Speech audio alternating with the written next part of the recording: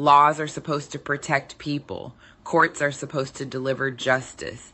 But when the same group overwhelmingly controls both, you don't just get influence, you get a monopoly. Political and judicial systems sit at the top of society. They decide what laws get passed, how those laws are enforced, and who those laws actually protect. So if one group dominates those systems, they're not just participating in the rules, they're shaping the rules, and they're shaping the outcomes. Now here's where it gets real. Even when Black Americans follow the law, history shows the system hasn't always worked in their favor. And at the same time, those in power have often been able to operate differently, because enforcement isn't just about laws. It's about who interprets them. That's what a judicial monopoly looks like. It's not just what's written, it's who decides what it means.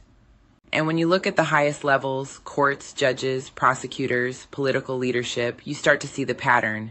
Representation has increased over time, but control hasn't shifted at the same level. And that's the difference, because representation can increase, but if control doesn't change, outcomes don't change.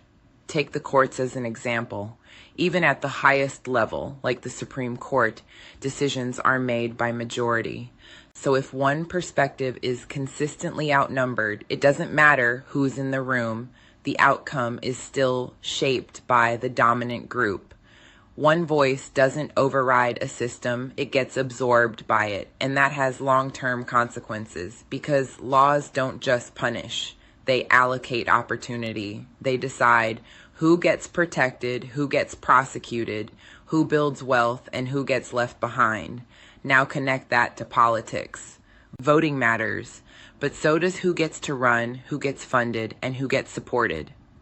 Because if the same group influences who even has the resources to run, then the choices voters see are already shaped before a vote is ever cast. That means the system can appear open while still producing the same outcomes. Even with increases in voter participation, representation in actual positions of power remains disproportionately low compared to population. That's not random, that's structural, and here's the deeper implication. Political and judicial systems don't just exist on their own, they reinforce everything else. They reinforce wealth, they reinforce media narratives, they reinforce access to opportunity. So when those systems are monopolized, they don't just reflect inequality, they stabilize it, they protect it, and over time, they normalize it. Now step back and look at the full picture. Wealth concentration, media control, population influence, and sitting above all of it, political and judicial power deciding how everything moves. So this isn't just about fairness, it's about control.